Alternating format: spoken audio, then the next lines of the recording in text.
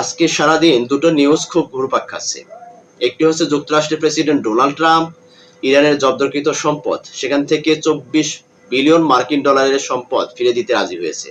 অপর একটি নিউজ হচ্ছে সংযুক্ত আরব আমিরাতে যে ইরানের জব্দকৃত সম্পদ আছে সেখান থেকে তারা 20 বিলিয়ন মার্কিন ডলারের সম্পদ ফিরে দিতে ইচ্ছুক এবং এর মধ্যে 10 বিলিয়ন মার্কিন ডলারের সম্পদ তারা নাকি ফিরে দিয়েছে।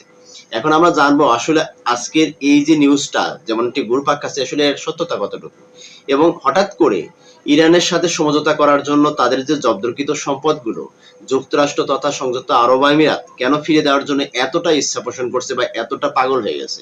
দেখুন, যুক্তরাষ্ট্র গত 28 ফেব্রুয়ারির পর থেকে যে পরিমাণ হামলা ইরানের উপর করতে শুরু করেছিল, হঠাৎ করেই ইরানের পাল্টা আক্রমণে যুক্তরাষ্ট্রের প্রেসিডেন্ট ডোনাল্ড ট্রাম্প তিনি কিন্তু স্তব্ধ হয়ে যায়, যার কারণে 8 মার্চে সম্ভবত তখন কিন্তু সে যুদ্ধবিরতির ঘোষণা দেয়। তারপর থেকে আজ পর্যন্ত পর্যায়ক্রমে কিন্তু যুদ্ধবিরতির মধ্যে চলছে এবং ইরানের সাথে একটা সমঝোতা করার জন্য, শান্তি চুক্তি করার জন্য ব্যাপকভাবে তারা চেষ্টা চালিয়ে যাচ্ছে। এর মধ্যস্থতাকারী দেশ হিসেবে পাকিস্তানকে নিয়োগ দেওয়া হয়েছে। যে যে সমস্ত দেশগুলো আজকে ভেবেছিল যে হয়তো বা যুক্তরাষ্ট্রের আক্রমণে ইরান খুব মানে করুণ অবস্থা তারা তৈরি হবে, কিন্তু পাল্টা আক্রমণে যেটা প্রমাণ করতে সক্ষম হয়েছে ইরানের পক্ষ থেকে যে ইরান এতটা দুর্বল রাষ্ট্র না এবং আমেরিকার মতো রাষ্ট্রের কাছে সে মাথা নত করতে সে রাজি না। যার কারণে যুক্তরাষ্ট্র আজকে তার আক্রমণের মানে সমস্ত কার্যক্রম দেখে যুক্তরাষ্ট্র পুরোটাই হিমশিম খেয়ে গেছে। এখন যুক্তরাষ্ট্রের কাছে যে সমস্ত শর্তাবলী ইরানের পক্ষ থেকে দেওয়া হয়েছে, যে এই শান্তি আলোচনা আসতে হলে ইরানের যে শর্তগুলো আছে সেই শর্তগুলো মেনেই যুক্তরাষ্ট্রের ইরানের সাথে শান্তি চুক্তি করতে হবে। তবে অনেক দর কষাকষির মধ্য দিয়ে যেটা সবচেয়ে ইম্পর্টেন্ট একটা বিষয় ছিল সেটি হচ্ছে যে ইরানের জব্দকৃত সম্পদ যুক্তরাষ্ট্রকে ফিরে দিতে হবে, তবেই শান্তি চুক্তি হবে। এবং আরেকটি বিষয় হচ্ছে যে নিউক্লিয়ার, যেটাকে পারমাণবিক যে অস্ত্র তৈরি করার জন্য যে সমস্ত মজুতকৃত যে ইউরেনিয়াম আছে সেই ইউরেনিয়াম সেটা খুব সহজেই ইরান যুক্তরাষ্ট্রের কাছে হস্তান্তর করবে না। তবে এই বিষয়ে তারা আলোচনাটা কিছুটা নমনীয়তা প্রকাশ করেছে, যার কারণে হয়তোবা যুক্তরাষ্ট্র পক্ষ থেকে এই 24 বিলিয়ন মার্কিন ডলারের যে সম্পদ জব্দকৃত সম্পদ তারা ফিরিয়ে দিতে রাজি হয়েছে। কিন্তু এই ব্যাপারে আসলে আনুষ্ঠানিকভাবে রাষ্ট্রীয়ভাবে তেমন কোনো মানে সত্যতা কিন্তু পাওয়া যায়নি। তবে এটা প্রচার হচ্ছে যে আসলে যুক্তরাষ্ট্রের পক্ষ থেকে 24 বিলিয়ন মার্কিন ডলারের সম্পদ ইরানের কাছে হস্তান্তর করতে ট্রাম্প প্রশাসন রাজি হয়েছে।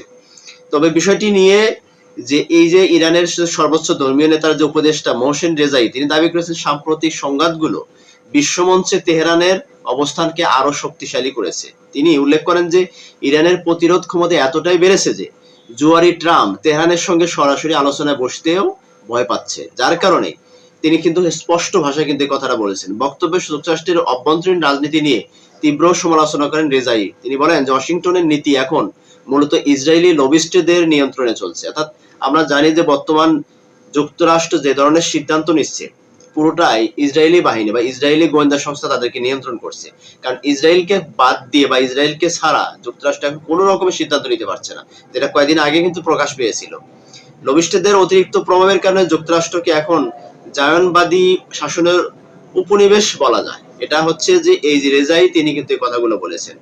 এর কিছুক্ষণ আগে ইরানের পররাষ্ট্রমন্ত্রী আব্বাস আরাগচি তিনি বলেন যে যুক্তরাষ্ট্রের সঙ্গে একটি সমঝোতা স্মারক চূড়ান্ত পর্যায়ে রয়েছে। চুক্তিটি স্বাক্ষরিত হলে লেবানন সহ বিভিন্ন ফ্রন্টের চলমান সংঘাতের আনুষ্ঠানিকভাবে অবসান ঘটবে এবং ইরানের উপর নিষেধাজ্ঞা প্রত্যাহারের আলোচনা খুব সহজ হবে। দেখেন, যে বিষয়টি নিয়ে সবচেয়ে গুরুত্বপূর্ণ একটি বিষয় ছিল সেটি হচ্ছে লেবানন ইস্যু।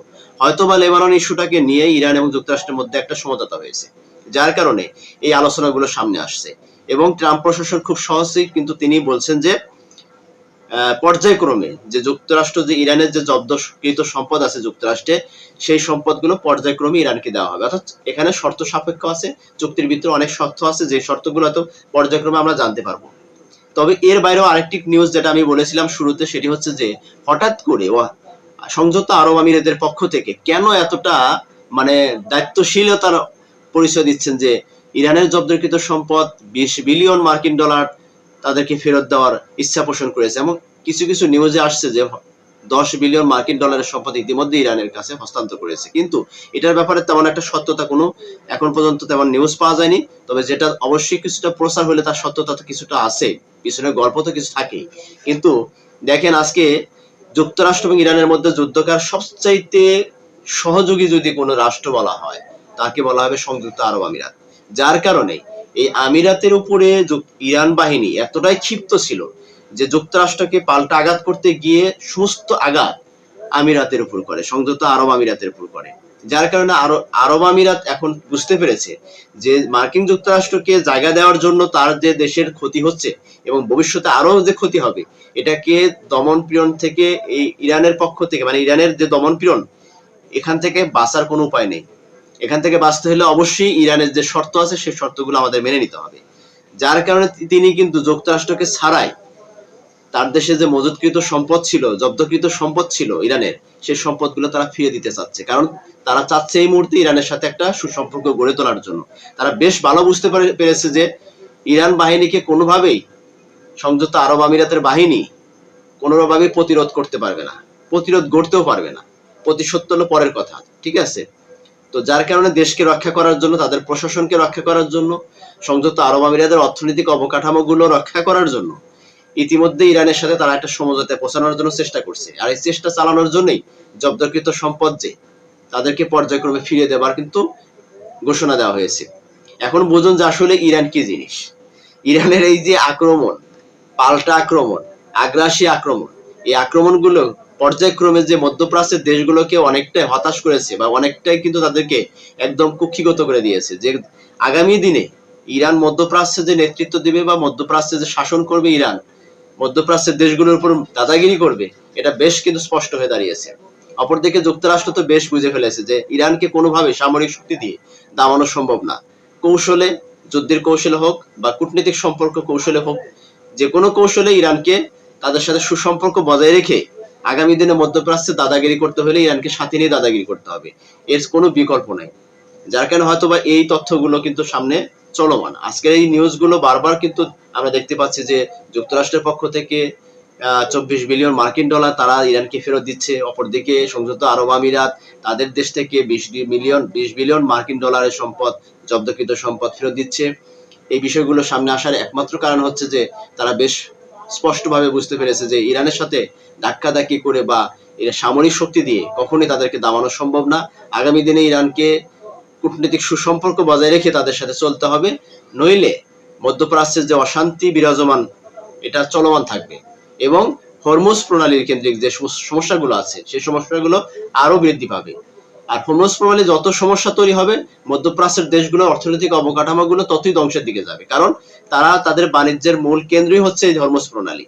এই হরমুজ প্রণালীর সমস্যা মানে মধ্যপ্রাচ্যের বাণিজ্য সমস্যা, আর এখানে সমস্যা মানে সারা ওয়ার্ল্ডে জ্বালানির সমস্যা। দেখেন, একটা বিষয়কে কেন্দ্র করে পুরো বিশ্বটাকে নাড়িয়ে দিচ্ছে। যার কারণে এখন ইরানের প্রতি সবাই কিন্তু কূটনৈতিকভাবে সমর্থন করছে।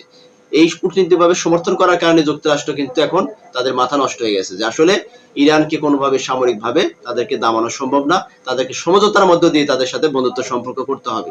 অন্যথায় আমরা বেশ চাপের মধ্যে পড়ে যাব। যুক্তরাষ্ট্র যে চাপের মধ্যে পড়ে গেছে আন্তর্জাতিক কূটনীতিকভাবে, সেটা স্পষ্ট। তো দর্শক, আসলে এই যে বিষয়গুলো নিয়ে ঘুরপাক খাচ্ছে, আপনি কি মনে করছেন যে আসলে কি যুক্তরাষ্ট্র ইরানকে তার জব্দকৃত সম্পদ ফেরত দিবে, অথবা সংযুক্ত আরব আমিরাতের পক্ষ থেকে যে ঘোষণা দেওয়া হয়েছে এটা কি আসলে বাস্তব, তারা কি আসলেই দেবে, নাকি এটা আসলে একটা যুদ্ধের কৌশল অথবা কূটনৈতিক কৌশল হতে পারে? আপনাদের মতামতগুলো ভিডিওর কমেন্টসে প্রকাশ করে যাবেন। চ্যানেলে নতুন হলে অবশ্যই চ্যানেলটাকে সাবস্ক্রাইব করে পাশে থাকা বেল আইকন চেপে রাখবেন পরবর্তী নোটিফিকেশন পাওয়ার জন্য। এই ধরনের তথ্যগুলো আপনারা অবশ্যই পেয়ে যাবেন। ধন্যবাদ সকলকে, ভালো থাকবেন। যে যার জায়গা থেকে অবশ্যই নিজেদের প্রতি খেয়াল রাখবেন। আল্লাহ হাফেজ। আসসালামু আলাইকুম ওয়া রাহমাতুল্লাহি ওয়া বারাকাতুহু।